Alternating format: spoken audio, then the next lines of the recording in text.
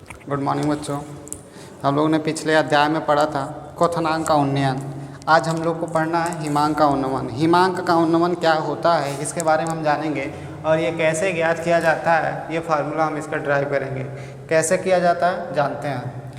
तो हमने पढ़ा था पिछले अध्याय में क्वथनांक का उन्नयन, क्वथन जाना था। आज हमें हिमांक पढ़ना यानी हिम जानना। हिम मतलब होता है बर्फ। आप लोग पढ़े होंगे, पिछले कई क्लासों में आप लोग पढ़े होंगे, तो आपको पता होगा हिमांक का उन्नमन क्या होता है। तो इसमें हिमांक का उन्नमन के बारे में हम चर्चा करेंगे। तो हिम मतलब होता है बर्फ। बर्फ का जमता है। बर्फ कैसे जमता है? जब उसका टेम्परेचर लो हो जाता है। जब टेम्परेचर लो हो जाता है तो क्या होता है? बर्फ जम जाता है। लेकिन अगर जो हम बर्फ कहें, बर्फ कितने डिग्री सेल्सियस पे जमना स्टार्ट होता है या बर्फ का टेम्परेचर कब कितने डिग्री सेल्सियस पे बर्फ जम जाता है, तो आप क्या बताओगे?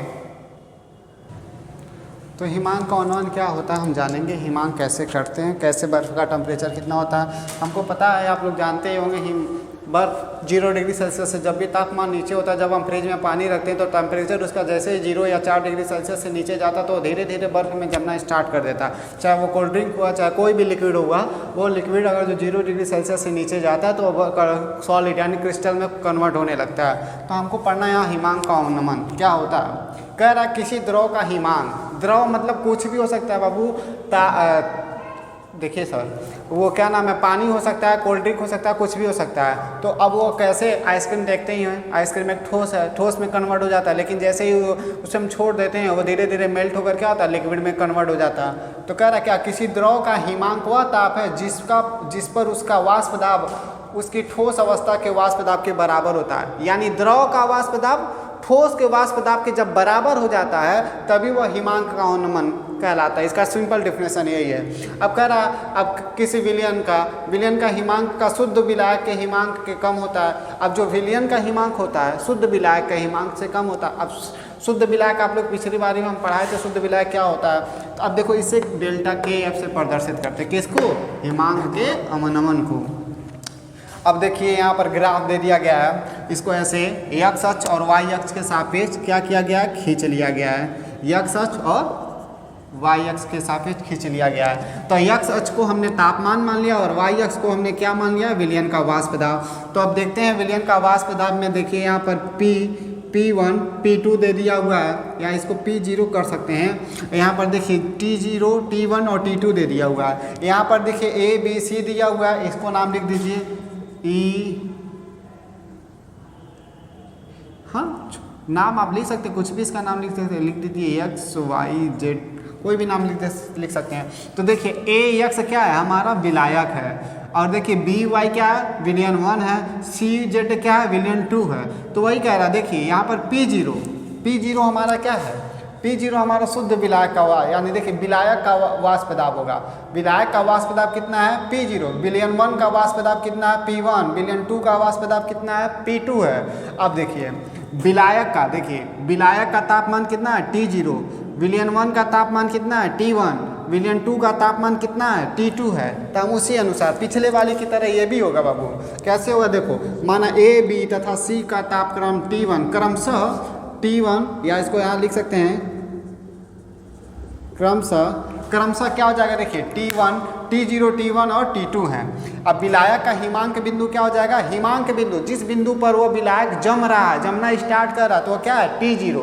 मैंने बताया ना टेम्परेचर क्या होता है, जब 0 से नीचे होता है तभी होता है। तो यानी T0 वो विलायक का हिमांक बिंदु, यानी इस बिंदु पर विलायक क्या हो रहा है, जमना स्टार्ट कर दे रहा है। और देखिए विलयन 1 का, देखिए विलयन 1 का तापमान क्या है, विलयन 1 का तापमान क्या है, T1 है। विलयन 2 का तापमान क्या है, T2 है।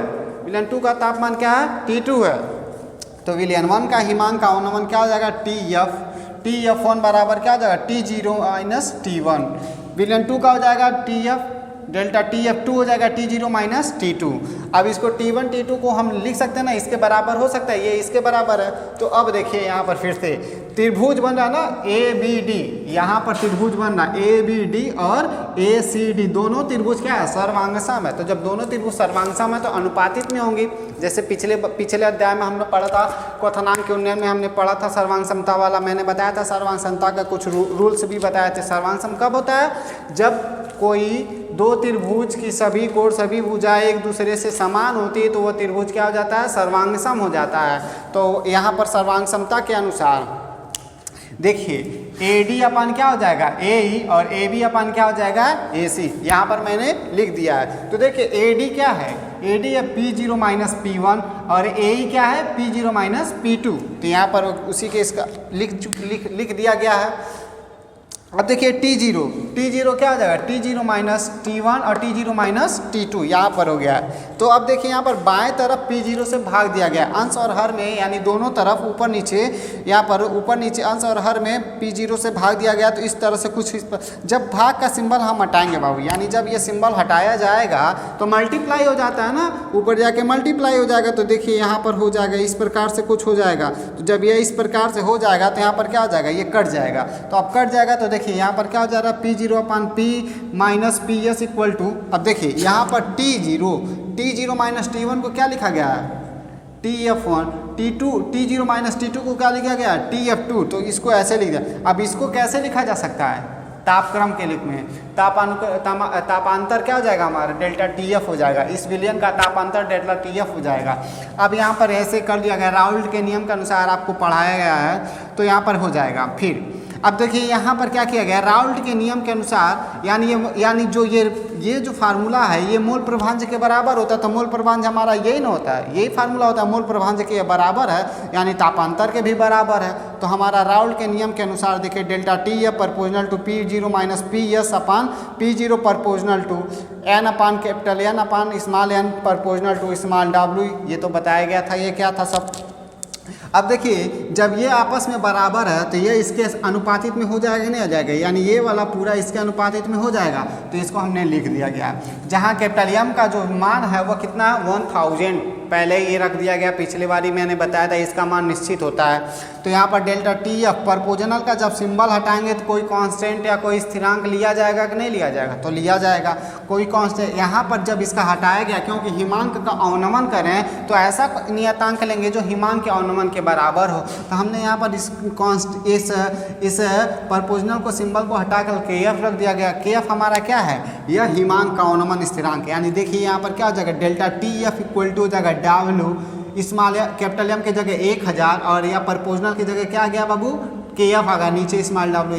ये हमारा क्या हो जाएगा हिमांक के अवनमन का फार्मूला हो जाएगा। यहाँ पर मैंने लिख दिया जहाँ KF हिमांक का अवनमन है, या फिर इसको कहा जा सकता है हिमांक का अवनमन कर सकते हैं, या फिर मोलल अवनमन स्थिरांक भी कहा जा सकता है, अथवा यहाँ पर लिखा जा सकता है मोलल अवनमन